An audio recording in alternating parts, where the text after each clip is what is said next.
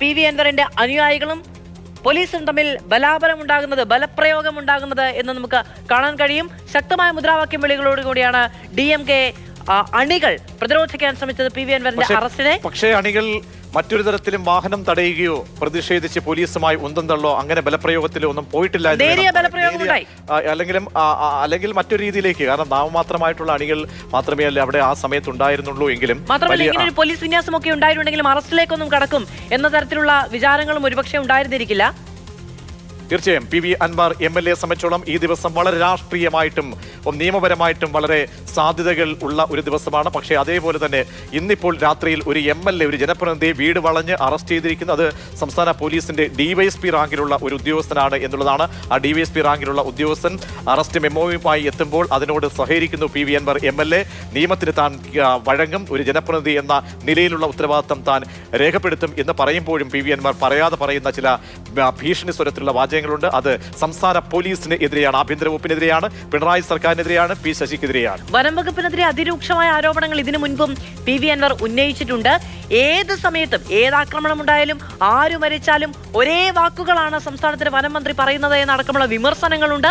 ഇന്ന് ഇപ്പോൾ ഈ മണി കൊല്ലപ്പെടുന്ന സമയത്താണെങ്കിലും സമാനമായ ഗൗരവത്തോടെ കാണുന്നു, അനുഭാവത്തോടെ കാണുന്നു തുടങ്ങിയ എഴുതി ചിട്ടപ്പെടുത്തി വെച്ച വാക്കുകൾക്കപ്പുറത്തേക്ക് മനസ്സ് തൊട്ടൊരു പരിഹാരം വേണമെന്ന ഒരു കാഴ്ചപ്പാട് പോലും ഉണ്ടാകുന്നില്ലേ എന്ന വിമർശനങ്ങൾ മലയോര ജനതയുടെ ഭാഗത്തു നിന്നുണ്ടാകുന്നതിനിടയിലാണ് ഒരാൾ ദാരുണമായി നോക്കുക, കുഞ്ഞ് രക്ഷപ്പെട്ട് തലനാരിഴയ്ക്കാണ്.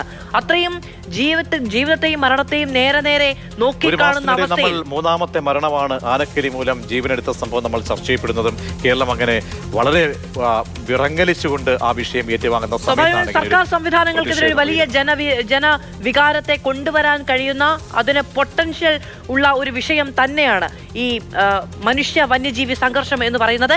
എങ്ങനെയാണ് PV അൻവറിന്റെ അറസ്റ്റ് നാളെ കേരളം ചർച്ച ചെയ്യപ്പെടാൻ പോകുന്നത്, മലയോര മേഖലയിലെ ജനങ്ങൾ ആ വിഷയത്തെ എങ്ങനെ അഭിസംബോധന ചെയ്യും തുടങ്ങിയ കാര്യങ്ങളൊക്കെ നമ്മൾ വളരെ ആകാംക്ഷയോടെ കൂടി നോക്കിക്കാണേണ്ടി വരുന്ന സംഭവങ്ങളായി പരിണമിക്കും. തീർച്ചയായും ഇന്നത്തെ സംഭവത്തിൽ PV അൻവർ MLA പ്രസംഗം നടത്തിയതിന് പിന്നാലെയാണ് പ്രതിഷേധവുമായി അവിടേക്ക് എത്തുന്ന DMK പ്രവർത്തകർ DFO ഓഫീസ് വളയുകയും അവിടേക്ക് പ്രതിഷേധം രേഖപ്പെടുത്തുകയും പിന്നീട് 2-3 പ്രവർത്തകരുടെ നേതൃത്വത്തിൽ വലിയ അക്രമത്തിലേക്ക് സാഹചര്യം പോവുകയും ചെയ്യുന്നത്. വളരെ വൈകാരികമായിട്ടുള്ള ഒരു ഇടപെടൽ സ്വാഭാവികമായും മലയോര ജനത അനുഭവിക്കുന്ന, നാളിതുവരെ അനുഭവിച്ചുകൊണ്ടിരിക്കുന്ന അതിന് അറുതിയില്ലാത്ത സാഹചര്യങ്ങളിലേക്ക് ഈ ദിവസവും മാറുന്നു. അതിന്റെ ജിജ്ഞാസയും ഉത്കണ്ഠയും രാഷ്ട്രീയ പാർട്ടി നിലയിൽ പക്വത അതിന്റെ ഉത്തരവാദിത്വം നിറവേറ്റിക്കൊണ്ടാണ് ഇങ്ങനെയൊരു പ്രതിഷേധത്തിൽ പോയത് എന്നാണ് PV അൻവർ MLA പറയുന്നത്. പക്ഷേ ആ നിലയിലല്ല പോലീസ് ഇതിനെ കാണുന്നത്. വളരെ പ്രധാനപ്പെട്ട വകുപ്പ് PDPP ആക്ട് ആണ്. പൊതുമുതൽ നശിപ്പിക്കൽ, ഒപ്പം തന്നെ ഉദ്യോഗസ്ഥരുടെ കൃത്യനിർവഹണം തടസ്സപ്പെടുക തുടങ്ങിയ വളരെ സാമാന്യമായി നമ്മൾ നോക്കിക്കഴിഞ്ഞാൽ വളരെ ഗുരുതരമായ വകുപ്പുകൾ തന്നെയാണ് ചുമത്തപ്പെട്ടിരിക്കുന്നത്. DFO ഓഫീസ് അടിച്ചു തകർക്കുക എന്ന് പറഞ്ഞാൽ സ്വാഭാവികമായി ചുമത്തപ്പെടുന്ന വകുപ്പുകൾ തന്നെയാണ്. പക്ഷെ അതിന്റെ പേരിൽ പെട്ടെന്നൊരു അറസ്റ്റ് ഉണ്ടാവുക, അതും ഒരു ജനപ്രതിനിധിയുടെ അറസ്റ്റ് ഈ രാത്രിയിൽ വീട്ടിൽ കയറി ഉണ്ടാവുക എന്ന് പറയുന്ന അസാധാരണമായ സംഭവവികാസം ചൂണ്ടിക്കാണിച്ചുകൊണ്ടാണ് PV അൻവർ പറയുന്നത് ഇത് ഭരണകൂട ഭീകരതയാണ് എന്ന്. മോദി പോലും ചെയ്യാത്ത ഭരണകൂട ഭീകരതയാണ് കേരളത്തിൽ പിണറായി വിജയൻ സർക്കാർ നടപ്പിലാക്കുന്നത് എന്ന ആരോപണം ഉന്നയിച്ചുകൊണ്ടാണ് PV അൻവർ അറസ്റ്റിന് വിധേയനാകുന്നത്. തീർച്ചയായും ഒരു MLA എന്ന സ്വാഭാവികമായിട്ടുള്ള പ്രിവിലേജ് ഒരുപക്ഷെ അദ്ദേഹത്തിന് അവകാശപ്പെടാൻ കഴിയുന്നത് നിയമസഭാ സമ്മേളന കാലയളവല്ല. മാത്രമല്ല നിയമസഭയുടെ ആ ഒരു പ്രമേസിൽ വെച്ചിട്ടുള്ള മറ്റെന്തെങ്കിലും തരത്തിലുള്ള ഒരു അക്രമമോ ഒന്നുമല്ല. അപ്പോൾ സ്വാഭാവികമായും അതിന്റെ നടപടികൾക്ക് വിധേയമാക്കാൻ കഴിയും അദ്ദേഹത്തെ എന്നാണ് നിയമവൃത്തങ്ങളുമായി ബന്ധപ്പെട്ട്. എന്തായാലും ഇങ്ങനെ ഒരു വലിയൊരു അറസ്റ്റിലേക്കും വിവാദത്തിലേക്കും ഒക്കെ പോകുമ്പോൾ സ്വാഭാവികമായും നിയമോപദേശം അനൌദ്യോഗികമായിട്ടെങ്കിലും പോലീസ് ഉദ്യോഗസ്ഥർ ഒക്കെ തേടിയിരിക്കാം.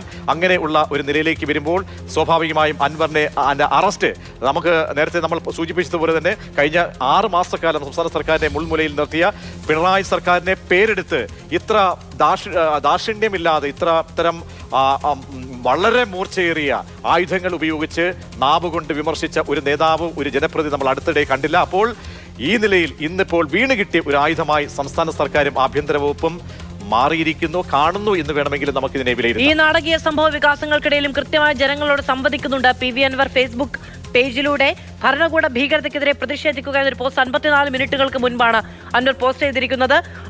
അതിന് തൊട്ടു പിന്നാലെ ജനങ്ങൾക്കു വേണ്ടി ജയിലിലേക്ക് എന്ന ഒരു ലൈവ് വീഡിയോ അദ്ദേഹത്തിന്റെ ഒഫീഷ്യൽ ഫേസ്ബുക്ക് പേജിലൂടെ പങ്കുവെക്കുന്നുണ്ട്. എന്തു തരം നാടകീയതയാണ് PV അൻവറിന്റെ വീട്ടിൽ സംഭവിച്ചത് എന്നത് കേരളമാകെ ലോകമാകെ കാണാൻ ഉതകുന്ന തരത്തിൽ ലൈവ് ഫീഡ് ചെയ്യുകയാണ്. അതായത് ഈ സാഹചര്യങ്ങൾ പോലീസുകാർ അവിടെ വലിയ സന്നാഹം ഒരുക്കുമ്പോഴും അറസ്റ്റിന് വഴിയുണ്ടാകും എന്ന് കൃത്യമായ ബോധ്യം വരുമ്പോഴുമെല്ലാം അത് ജനങ്ങൾക്ക് നേരിട്ട് കാണാനുള്ള സാഹചര്യം അൻവർ തന്നെ ഒരുക്കുകയാണ്. ഈ അറസ്റ്റ് അദ്ദേഹം പ്രതീക്ഷിക്കുന്നുണ്ട്. ഇത് ഏതു തരത്തിൽ ഡൈവേർട്ട് ചെയ്ത് പോകണമെന്ന്, ഏതു തരത്തിൽ ഉപയോഗിക്കപ്പെടണമെന്ന് എന്നൊക്കെ കൃത്യമായ ബോധ്യമുള്ളൊരു പൊളിറ്റീഷ്യനെ കൂടി നമുക്ക് അവിടെ കാണാൻ കഴിയും. തീർച്ചയായും അങ്ങനെ ജനങ്ങൾ ഉന്നയിക്കപ്പെടുന്ന ജനകീയ വിഷയം എന്ന നിലയിൽ അതാണ് താൻ അഡ്രസ്സ് ചെയ്ത് ജയിലിലേക്ക് പോകുന്നത്, അതാണ് തൻ്റെ ചുമലിലേറ്റിയ ഒരു ഭാരമായി അദ്ദേഹം ജയിലിലേക്ക് പോകുന്നത് എന്ന് അവകാശപ്പെടാൻ PV അൻവറിന് കഴിയുന്ന ഒരു വിഷയത്തിലെ പ്രതിഷേധമാണ് ഉണ്ടായിരിക്കുന്നത്. ഇപ്പോഴും ആ സംസ്കാരം പോലും ഒരു പക്ഷേ അതിൻ്റെ ചിതയിലേക്ക് പോലും ആ യുവാവിനെ എടുക്കാത്ത ഒരു സാഹചര്യത്തിൽ പോലും അതിന് തൊട്ടു മുൻപേ തന്നെ PV അൻവർ എന്ന MLA വളഞ്ഞിട്ട് വീട് വളഞ്ഞ് ഒരു ഗുണ്ടയെ കൊണ്ടുപോകുന്ന തരത്തിലേക്ക് അറസ്റ്റ് ചെയ്തു എന്ന് DMK പ്രവർത്തകരും അൻവർ MLAയും ആരോപിക്കുന്നത് പോലെ ഒരു സാഹചര്യം സ്വാഭാവികമായും ഒരുങ്ങിയിരിക്കുന്നു.